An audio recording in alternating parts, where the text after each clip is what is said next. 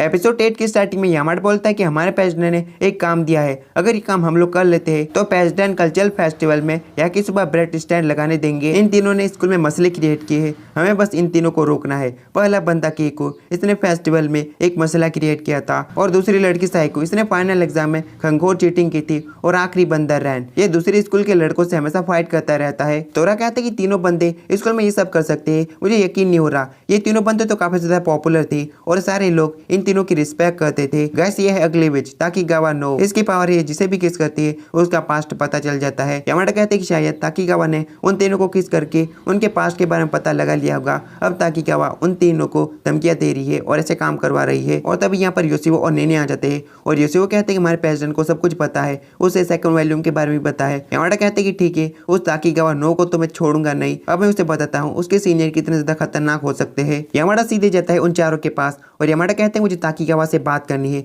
और ताकीगावा कहती कि ओ तुम्हें मुझसे बात करनी है तो ठीक है सेनपाई, मैं तुम्हारे साथ चलूंगी। यामाडा ताकीगावा से कहते हैं कि तुम जितना बेगुना बनना चाहती हो उतना बन सकती हो, पर मुझे तुम्हारे बारे में सब कुछ पता है। ताकीगावा उसके पास आकर बैठ जाती है और कहती कि सेनपाई ये सब कुछ आप क्या कह रहे हो, वैसे क्या आपको छोटी लड़कियां पसंद है, मुझे बड़े लड़के काफी ज्यादा पसंद है। और यामाडा शर्माने लगता है। ताकीगावा कहते हैं कि तुम मेरी प्यार में पड़ सकते हो, और ये बात सुन के यामाडा और भी ज्यादा शर्माने लगता है। और तभी यामाडा के दिमाग में एक मस्त आइडिया आता है, वो था पावर को कॉपी करने का।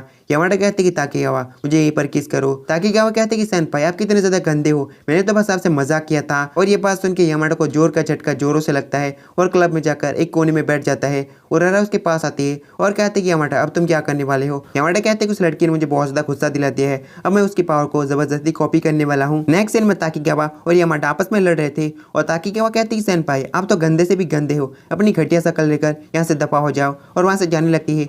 और यामाडा कहते कि मैं तुम्हारी टीम में शामिल होना चाहता हूँ, तो मुझे अपनी टीम में शामिल कर लो, मुझे तुम्हारी पावर के बारे में पता है, मैं हूँ सुपरनेचुरल स्टडी क्लब का एक मेंबर, मुझे सब कुछ पता है। और तभी ताकीगावा कहते कि पहले बताना था ना सेनपाई, और अपने साथ ले जाती है और यामाडा के ऊपर चढ़ जाती है और कहते कि मुझे बाकी विचेस के बारे में बताओ, और साथ ही उसे किस करने वाली होती है। लेकिन यामाडा उसका मुंह दूर कर देता है और कहते कि हमें ये नहीं करना चाहिए, और ताकीगावा बिना कुछ कहे वहाँ से चली जाती है। फिर शाम को ताकीगावा अपनी पूरी टीम के साथ घर की तरफ जा रही थी और ताकीगावा कहते कि तुम तीनों मेरे लिए एक काम करना। फिर हमें अगले दिन का सीन दिखाया जाता है, मियाँ भी बहुत ज्यादा रो रही थी क्योंकि उनकी क्लब की हालत बहुत ज्यादा खराब थी। क्लब के अंदर कोई घुस गया था। उरारा कहते कि नोटबुक की फर्स्ट वॉल्यूम गायब है। फिर सीन चेंज होता है, साइको ताकीगावा को फर्स्ट वॉल्यूम दे देती है। रैन कहते कि ताकीगावा क्या सचमुच हम भी विच बन सकते हैं, और ताकीगावा कहते कि हाँ बिल्कुल। सीन चेंज होता है, यामाडा सीधे जाता है प्रेसिडेंट के पास और प्रेसिडेंट का कॉलर पकड़ते हुए कहते कि तुम्हें सब कुछ पता है, बताओ ताकीगावा का असली मकसद क्या है। प्रेसिडेंट कहते कि ठीक है कॉलर छोड़ दो, मैं इसके बारे में बताता हूँ, तुम्हें पता ही होगा स्टूडेंट को विचेस की पावर किस तरह से मिलती है।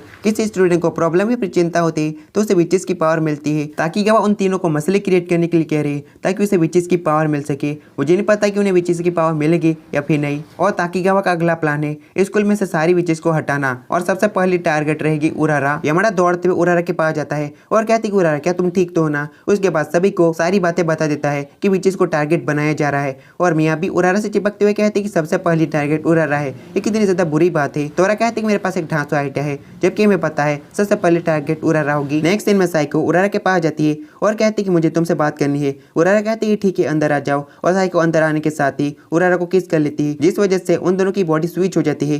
साइको कहती है जल्दी से अंदर आ जाओ, और केको और रैन दोनों अंदर आ जाते हैं और उरारा को पकड़ लेते हैं। लेकिन शुरुआत से ही उरारा की बॉडी के अंदर यामाडा था। यामाडा उन दोनों को ही पटक देता है और पीछे से तोरा और सुबाकी आकर और साइको को पकड़ लेते हैं और उन तीनों को ही बांध दिया जाता है। साइको कहते कि मैं समझ गई यामाडा, तुमने पहले ही उरारा के साथ बॉडी को स्विच करके रखा था। यामाडा कहते कि ताकीगावा की सुनने से कुछ भी नहीं होगा, हमारी टीम में शामिल हो जाओ। और रैन कहते कि ताकीगावा हमारे दोस्त थे और हम अपनी दोस्त को धोखा नहीं देने वाले। और तोरा कहते कि ठीक है हमारे पास कोई भी रास्ता नहीं है। उसके बाद वो तीनों ही बॉडी को स्विच करके ताकीगावा के पास जाते हैं, लेकिन ताकीगावा देखकर ही पहचान जाती है और कहती है सेनपाई आपको मुझसे क्या चाहिए। असल में केको की बॉडी के अंदर मियाँ भी थी और साइको की बॉडी के अंदर यामाडा था, रैन की बॉडी के अंदर तोरा था। यामाडा चिल्लाकर कहते कि उन तीनों ही खोंचुओं को सुपरनेचुरल स्टडी क्लब में बांध कर रखा है, विचेस को टारगेट करना बंद करो। लेकिन ताकीगावा कहती कि मैं ऐसा नहीं करने वाली। यामाडा तो कतई गुस्से में आ जाता है। मियाँ भी और तोरो उसे पकड़ कर रखते हैं। ताकीगावा कहते कि चलो डील करते हैं, मेरी प्यारे दोस्तों को छोड़ दो, मैं नोटबुक के फर्स्ट वॉल्यूम को दे दूंगी। लेकिन यामाडा कहते कि मैं मना करता हूँ,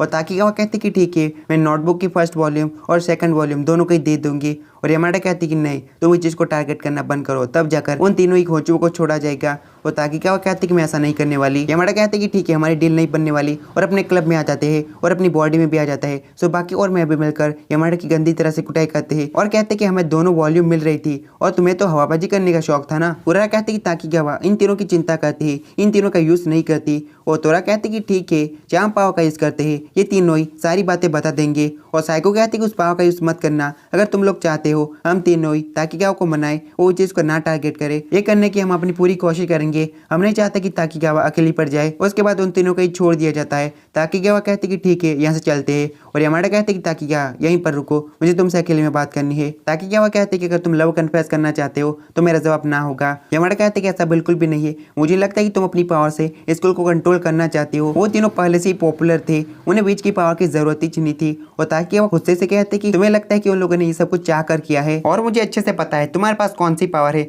और साथ ही यामाडा को पकड़ती है। इस वजह से यामाडा को ताकिगावा की सारी पुरानी मेमोरीज पता चल जाती है और यामाडा की आंख अपने बेड पर खुलती है। और यामाडा कहते हैं क्या ये कोई सपना था। उसके बाद यामाडा सीधे जाता है ताकिगावा के पास और कहते हैं कि शुरू में मुझे लगा कि तुम्हारी पावर से सिर्फ पुरानी मेमोरीज को याद किया जा सकता है, पर मुझे पता चल चुका है तुम्हारी पावर पास्ट के बुरे मूवमेंट को याद करवाती है। यामाडा उसके बुरे मूवमेंट को बताते हुए कहते हैं कि तुम 1 घंटे तक स्टोरेज लॉ में लॉक्ड थी, तुम तो काबिल तारीफ हो, तुम्हें इतना भी रोना नहीं चाहिए था, तुमने खुद को रोक के रखा है। ताकिगावा कहते हैं कि तुम कहना क्या चाहते हो। यामाडा उसका कॉलर पकड़ लेता है और कहते हैं कि मैं कहना चाहता हूँ, मैं तुम्हारी मदद करना चाहता हूँ। ताकिगावा कहते हैं कि मैं उन तीनों की मदद नहीं कर पाई और साथ ही रोने लगती है और कहती है कि उन तीनों को बचाओ। यामाडा और ताकिगावा दोनों ही बातें करते हुए जाने लगते हैं और एक जगह पर खड़े होकर बातें करने लगते हैं। और तभी यहाँ पर रैन दौड़ते हुए आता है और एक जोरदार पंच मारता है और यामाडा की कुटाई करने लगता है। रैन कहते हैं कि तुम बिल्कुल भी नहीं समझते, हमने बाकी लोगों को बताया था पर किसी ने भी यकीन नहीं किया था।